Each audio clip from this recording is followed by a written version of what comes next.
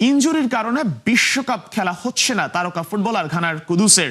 ওইদিকে যৌন নিপীড়নের মামলা থাকার পরও থমাস পার্টেকে রাখা হয়েছে ওয়ার্ল্ড কাপের স্কোয়াডে।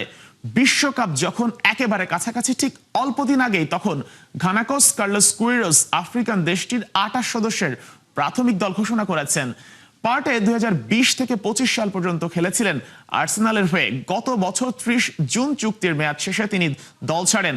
এর কদিন পরে 5 জুলাই পার্টের বিরুদ্ধে ধর্ষণের 5টি ও একটি যৌন নিপীড়নের মামলা হয়।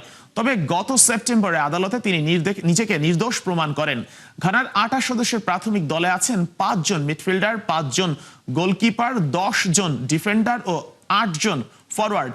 আগামী 1 জুনের মধ্যে ঘানাকে 26 জনের চূড়ান্ত দল ঘোষণা করতে হবে নিয়ম অনুযায়ী।